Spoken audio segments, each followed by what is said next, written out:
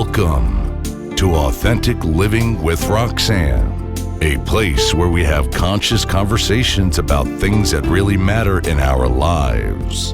And now, here's your host, Roxanne Derhodge.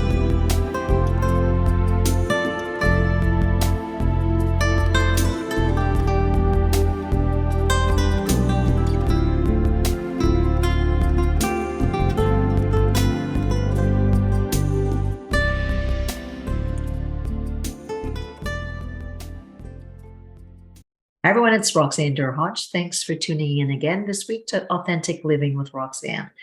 So today I have a special colleague, Mark Black, and Mark and I belong to the Canadian Association of Professional Speakers. Mark has been a long time member that I've been involved for about 6, 7 years now. But Mark, I know, has been around for a long time. Mark, so thanks for coming on today and spending the time with us. Thanks for having me, Roxanne. It's good to be here. Well, Mark's got a fascinating story. When I heard his story with our events, they were flipped by each other, I would say. We chat, and then, of course, you know, with all of us getting together, we were last in Calgary together. I would hear snippets of his story, and I know that at some point we were going to have him on the podcast. So Mark is a heart and double lung transplant survivor. I'm not going to say thriver is probably a better word to use there. And in 2002, and get this, we were just chatting about this, and has ran 4 marathons since. And we were just chatting about my, I would say, dislike of running. And Mark runs a training and development company where the bulk of his business is keynote speaking, training, and coaching. He works with the association markets mostly, but does some corporate. So Mark, thanks for coming on today. Thanks for having me, Roxanne. This is fun. So Mark has also done something phenomenal as well. We're both in that launch mode, so I can understand how many things you have flying around in your head. I just did my formal launch on Saturday, and it's a lot. And he has written a book, The Resilience Roadmap, which I really want to chat about today. But Mark, let's just talk about you, right? And Mark has a full life. He has a family. You live out east, right? Am I correct? Yeah, that's right. Yeah, Moncton, New Brunswick. Yeah, New Brunswick. So tell me, like, with the medical concerns that you had, was it a congenital, like at birth, that you had these issues, or was it something that kind of developed, Mark, as you started to grow? So born with a congenital heart defect, open heart surgery at several hours old, but ultimately in a childhood of various challenges, mostly fairly easy to manage. But always on medications and lots of medical follow-up and all those things for my childhood and early adult years. And then it all kind of came to a crux when I was 23. My condition deteriorated rather quickly. And in the span of 3 months, I lost a third of my body weight, became very easily winded, short of breath, went to see our doctor. And within about a month, I was admitted to hospital actually almost immediately. And after a series of tests, within about a month of that time, we were told that I needed a heart and double lung transplant ASAP. So that was obviously a big shock to the system. I mean, we knew that transplant was coming at some point in my future, but the window for when that was going to happen was always years into the future. And all of a sudden it was now.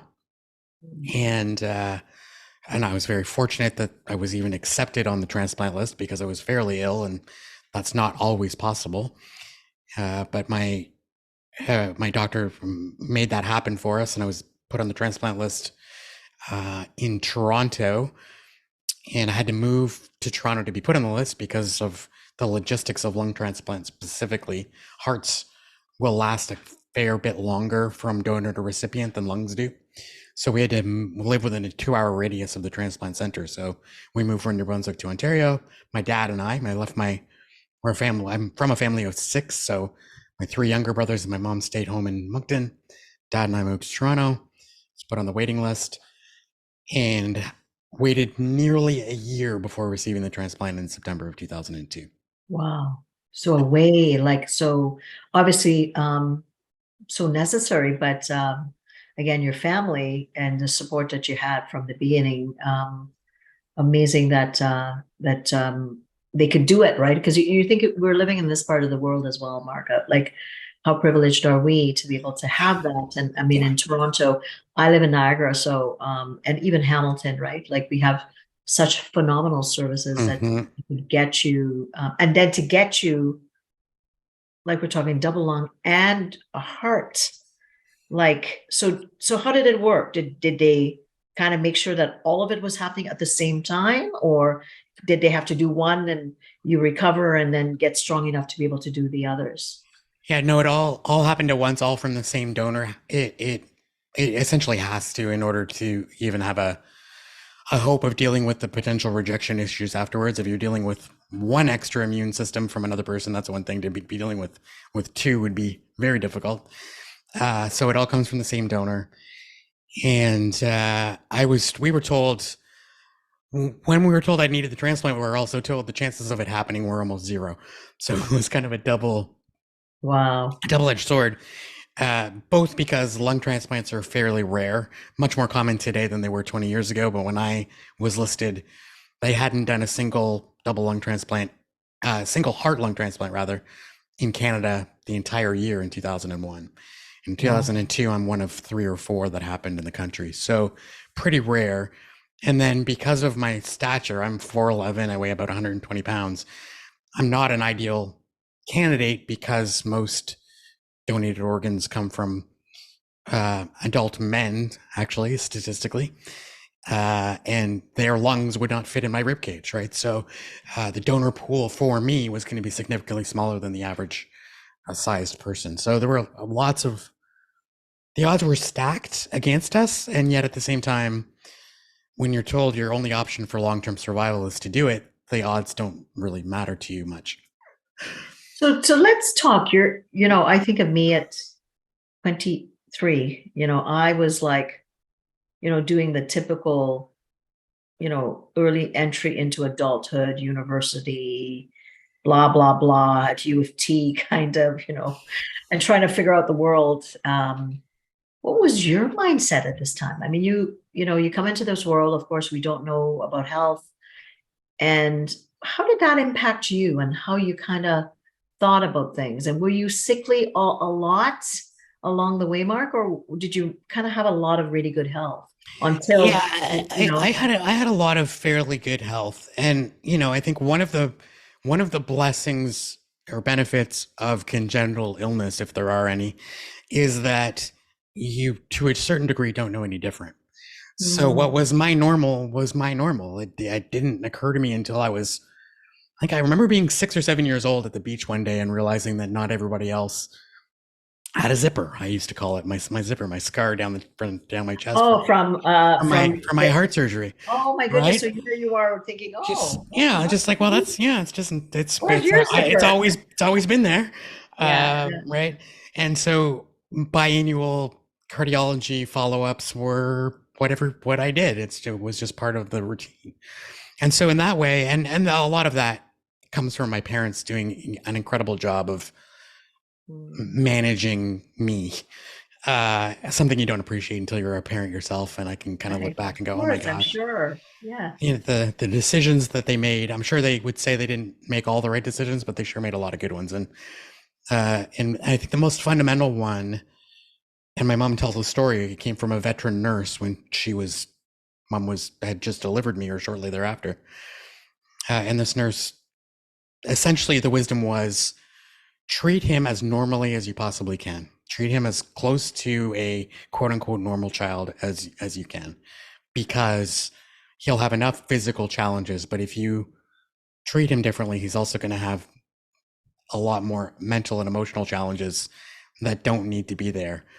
And so they, mom and dad did that. They were both, I don't know if it was they're both phys ed teachers by trade. And I think that helped in the sense that we were being active and playing sports was a natural part of growing up in our house. And I was going to be able to I was going to do whatever I was physically able to do, even though that probably required them to look the other way sometimes when I was pushing myself beyond maybe what was Oh comfortable. boy, here he goes again. Yeah. Let's pretend we're not going to see that. That's Right. going to be so really I would say, Mark, that this whole concept of when we think about resiliency was something around you that your parents great guidance by nurse, but ultimately, I mean, these are parents that now have a sick child. Hmm. And now they have to, I always say, put on your big girl pants kind of thing and not show you any fear, which I'm sure, like probably as an adult, you could probably talk to them now, parent to parent, and say, oh my goodness, how did you guys do it? Yeah. Already they were teaching you some of the, or demonstrating through osmosis, some of the basics about, deal with what you got and make the best of it from a very, very Yes. young age. Yeah.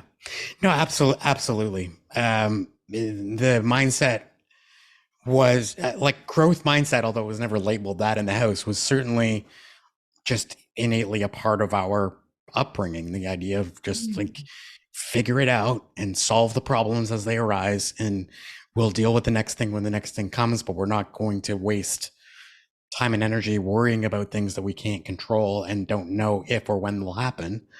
It was always just kind of like, let's deal with what we're, let's live one day at a time, so to speak. Not in a reckless, what's one of the things I talk about in my work as well is that idea of breaking life down to the manageable piece of right here and right now without being, reckless. Not live every day like it's your last day, but let's have a plan and also understand that the plan may not work out, and we're just going to live this day as best as we can. Well, which ultimately, if you think about it, with my background as a psychotherapist, and I've seen every iteration of possibility in my career prior to starting to speak and train, and I literally, I'll give you an example. Like when I was with the Metro Toronto Police, I remember I got called in and I was responding to a massive accident where people had lost two children, and then the surgeon comes in and says, no, two already dead. And he says to the parents who I'm supporting, because I'm at sick kids, so by the way, how many children do you have? And I went, oh my goodness. I was like, Wow. I was, trying to think that I would not want to lunge over the table because I was every ounce of what those poor parents were going through. And, that element, right, like of what your parents would have gone through or what those parents that I was dealing with is that they have to dig really deep to be able to make sense of, something that adverse, right? And so resilience has always been my thing, probably why I picked the kind of work, that I picked. So you got the zipper. So they're telling you how to kind of, not go probably poke everybody in the chest to see where it is. And then you're already developing the mindset. Were there some struggles, even though they were strong with you, that you kind of go, many struggles along the way. I mean, so as a young child from 5-6 years old to 13, 14, I was heavily involved in athletics and overcame my small stature to be pretty competitive in soccer and basketball, ironically. And then at 14, my condition took one of the several turns or deteriorations over a period of time. And I went to a standard biannual checkup, and the doctor said, you developed another issue here with your heart rhythm, and pushing your body to the limits like this is really getting to be dangerous. So we need you to not do that anymore.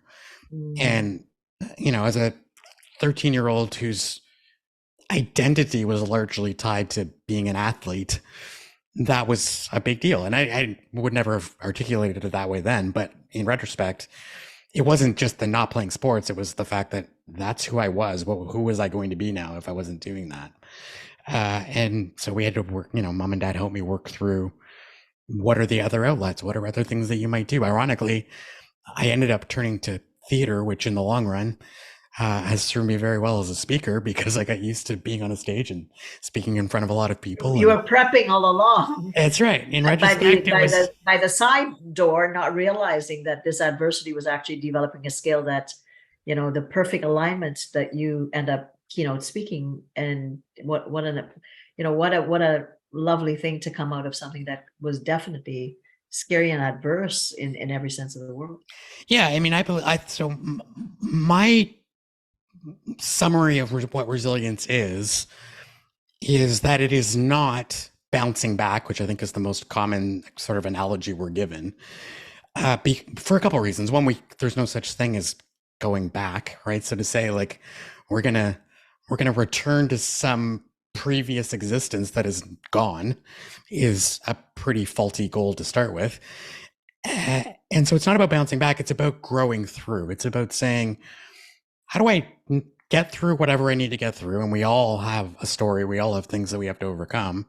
And maybe how do I not just get through it, but do I get through it in a way where I am a better version of me than I was before? How do we do that post-traumatic growth thing, right? And say, I might not have chosen that adversity, but I was forced to face it. How can I use it in some constructive way?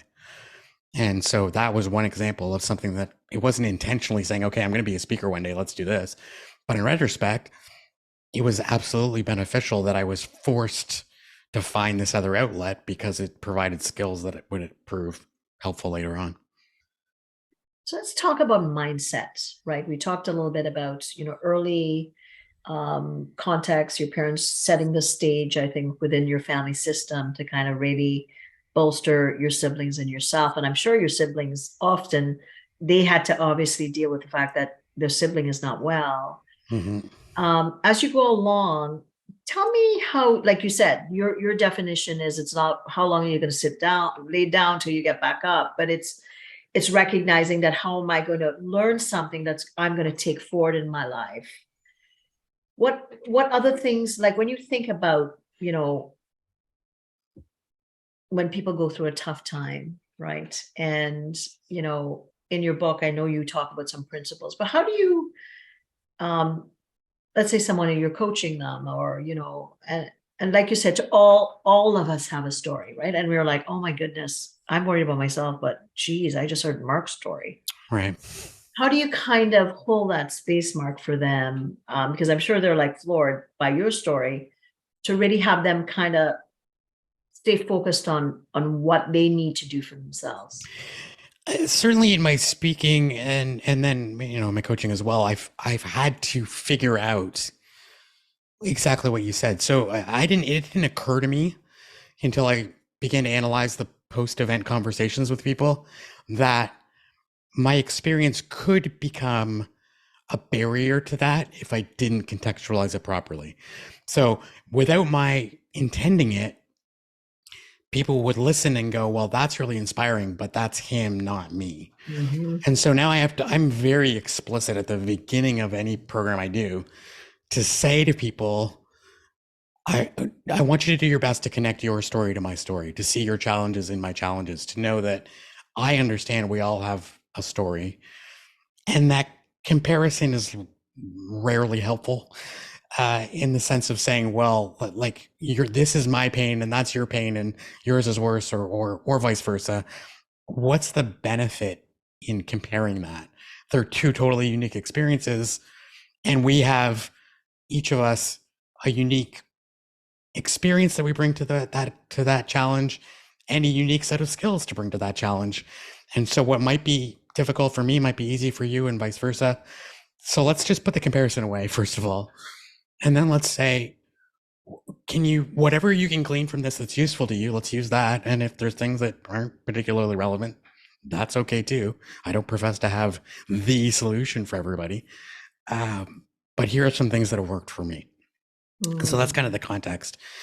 And then I think the hardest and most critical piece of the process for all of us, myself included, is one of the guideposts in the book, is about acceptance.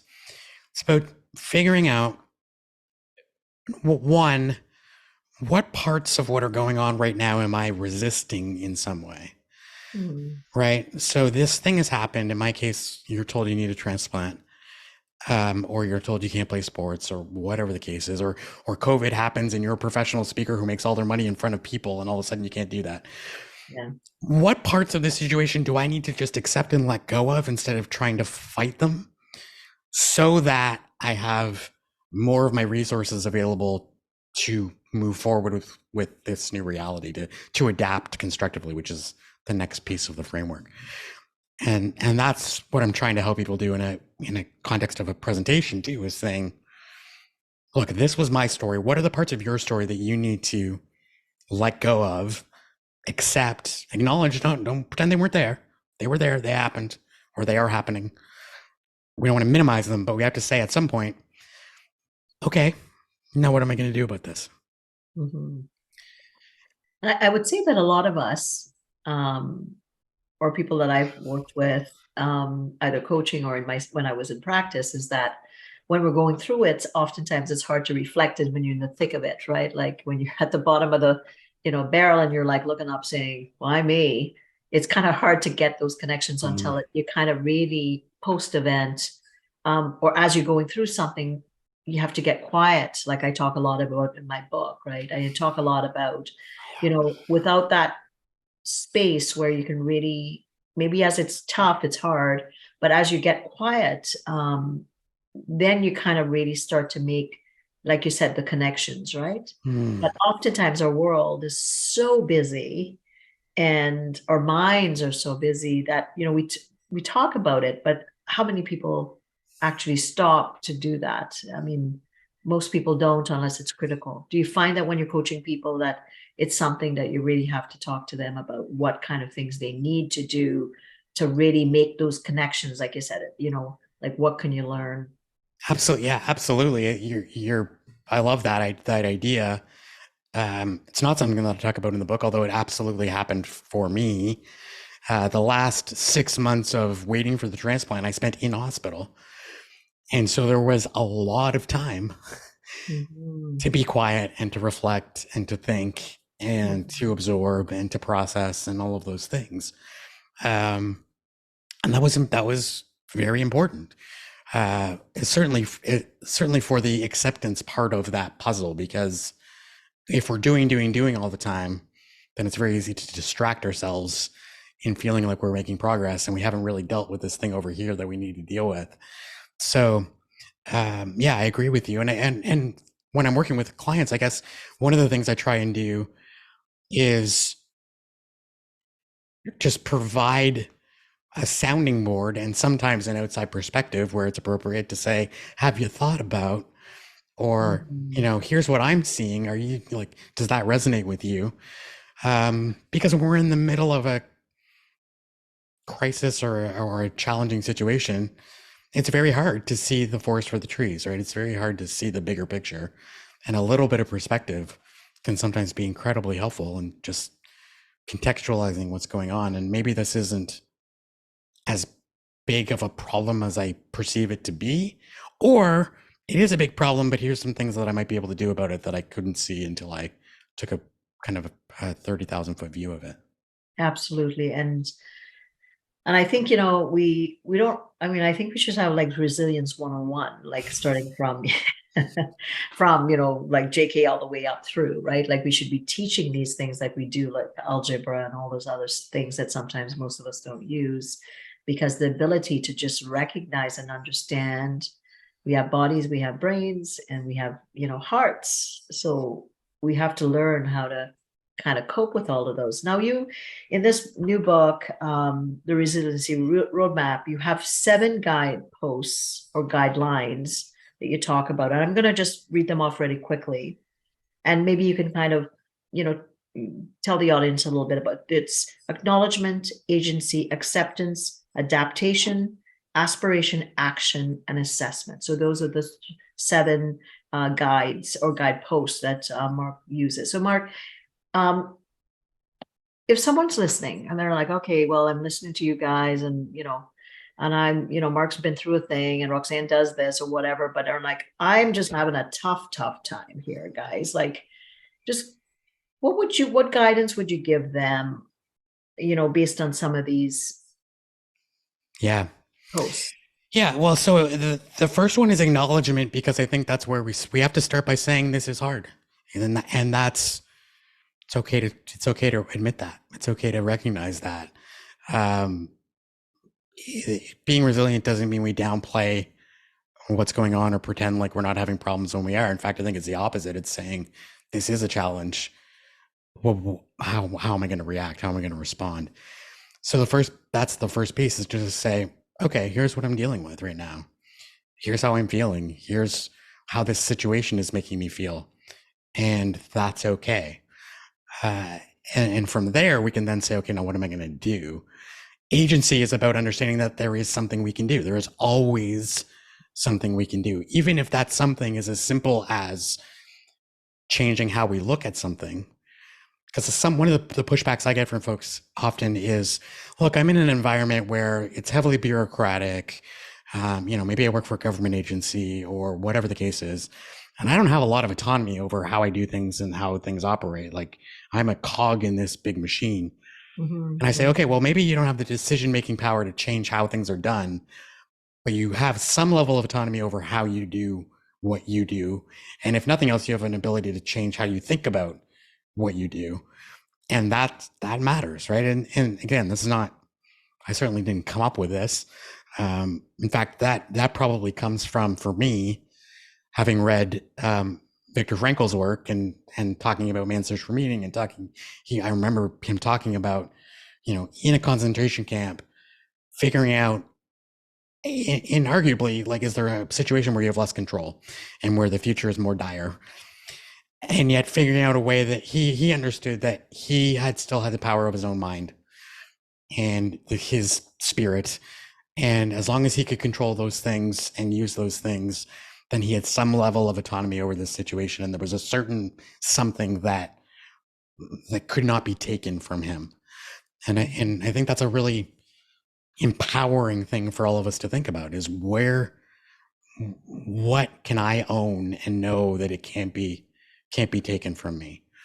And it also, as you mentioned earlier, we have to be patient with ourselves, right? And understand that it's not like, oh, I'm just going to read something or listen to Roxanne's podcast or read Mark's book and a switch will be flipped and I'm going to just be able to do all of this instantly. Yeah, it's going to be all good. One action. Yeah, I wish. It's like anything else. It's a series of skills that we can get better at. And that's an important flip side of that, which is, I also encounter people who will say, well, I'm just not like that. Like, you're a resilient person. It's just a set of skills. It's just something that we learn and practice and we can get better at. I'm always getting better at it. At least I hope I am. And I get better at it by practicing it. So one of the things that you alluded to that I think is so critical is our children. And I hear people all the time complaining about kids today, and man, they can't handle any kind of challenge. And, they expect trophies all the time. I was like, well, why are they like that? Because we raised them, right? So whose fault is it? And to instill those skills in kids comes about by intentionally teaching them and also allowing them to experience the obstacles and challenges that will allow them to practice those skills. And so when we think we're doing great things by shielding kids from failure and challenge, we're not, right? I mean, that's probably the greatest gift my parents gave me, was that they let me fail. They let me try things. They let me fail. They let me suffer the consequences of my bad decisions for the most part. And because I think there's a certain amount of those things that you just learn by trial and error, and academically learning them is not necessarily going to get them all the way in. Real life university, right? Like when you fall down, you skin your knee, and they go, oh, well, how did that happen? Instead of trying to make it better for you. And I think that's unfortunately in the time that we're in, that too much helicoptering, right? People aren't allowing kids to sit with it and really reflect. Well, if I did this and this happened, what action could I, or what perspective might I kind of think because parents are too busy making it better. And I think, a bit of having them sit with it means that you can't bail them out because you want them to learn the lessons. But a lot of people are too busy trying to make nice or make better because I don't want kids to go through what I went through. But really, there's a lot. Resilience is formed from your mistakes, and we're all going to make mistakes, and I make them often until we die. And that continues to make us build as people, right? As part of families, as part of communities, those types of things. Yeah. No, absolutely. I say to folks, look, I hope you read this book, but ultimately it will only do you as much good as you then implement and practice and see how it fits into your day-to-day life, because to know it and to do it are different. And so we have to practice this stuff. We have to do it over and over again. And it's interesting. I just did an event last week for university recruiters, and we had a conversation afterwards. I said, I actually asked, it was the VP academic at the university who was there, and I said, I'm hearing these stories about like parents going into the admission interview with their kids, and or arguing with the admission staff afterwards about why their kid didn't get in, but they really should have, and you made a mistake. And is any of that true? And he said, it's all true, and it's worse than you have heard. And so what is that teaching our kids? Right? We think we're helping, but ultimately we're, I think, handicapping them because we're not allowing them to develop the tools they're going to need to deal with the adversity that is inevitable in all of our lives. Absolutely. And I worked in executive health and wellness, and some of the companies I managed, like let's say it's a law firm, and then let's say the Artling kid wants to get into the law firm and doesn't get in. So I had parents calling the HR manager of the law firm. And I'm like, this can't be happening, but it was happening. We were seeing it across Canada, unfortunately. So then what skills are you actually, teaching or allowing that young adult to learn, because you're taking over? These are things we all were clueless when we were 20 something and trying to figure it out in the world. Right. But I think, that you're right, that pendulum swing has gone too far, and we need to kind of guide people to get back to the basics of learning to cope. And when you fall down, what are you going to do? Yeah. And you're right. I like that idea of pendulum swing, because it's not to say, let's make our kids' life difficult on purpose, but can we support them by being there afterwards to help them debrief it and learn from it, instead of trying to prevent the adversity from happening in the first place? Because at some point, we're not going to be there to do that for them. And it's better to learn the skills when the stakes are lower. I'd rather have my kid learn the consequences of not working hard by failing the test in grade 6 than getting fired from their job later on, for example, right? So let's just shift a little bit. I know we're almost at time, but with companies that might call you in to either do training or speaking, right? And let's say they say that, our employees don't cope so well. They're always making a big thing about little things. And how do you kind of, when you're having those initial conversations with them, what kind of things what kind of discussions might you be having with leadership about what their needs are in reference to the kind of the umbrella of resilience? Do you do kind of overall strategic kind of overview on the organization, or how do you kind of approach maybe calls like that from this, the head of HRO? Mm-hmm. Well, and so first of all, that's exactly why I get called, is they say things like that. They say, look, we're going through major changes and people are not adjusting well, or people are making a lot of excuses, or they're just not performing up to what we know they're capable of doing. And I say, ironically, COVID was a great blessing to my business, because it revealed, I think a lot of things that were already there and just amplified them, and or sped them up. But in many ways, this is change management stuff, right? It's saying, okay, how do we effectively adapt to new and changing environments. And that's, again, one of the guideposts is about being adaptable. And I would submit that adaptability, resilience/adaptability, is going to be the most critical skill of the next 100 years. Like, the pace of change is not slowing, it's getting faster. And so if you're going to remain relevant, useful in your organization, you're going to need to be adaptable. The days of saying, this is what I do, this is who I work for, this is what I do, and I'm going to keep working for this company and doing these things for 40 years and then I'll retire, it doesn't exist anymore, right? Like, those days are over. And so we have to be continuous learners. We have to be flexible. We have to be willing to try new things. We have to be willing to understand that what solved today's problem might not solve tomorrow's problem, all of those things. And the good news is I think we're all capable of that, but we have to believe that we are agency and then practice it. Absolutely. I completely agree with you. So, Mark, I know we're at time. So why don't you share with people where they can get the book and also where they can get a hold of you, whether they want to find out your coaching or your training or you coming to speak at an event at their company. Thanks so much for that. So the book, the easiest place to find the book is the resilienceroadmapbook.com. And you can find out all about me at markblack.ca, because we're Canadian and some gentleman owns markblack.com in the US and he won't sell it to me. So it's markblack.ca, but the book is the resilienceroadmap.com. You'll find the book on my website as well, though, but that's where the book is, the link directly to the book.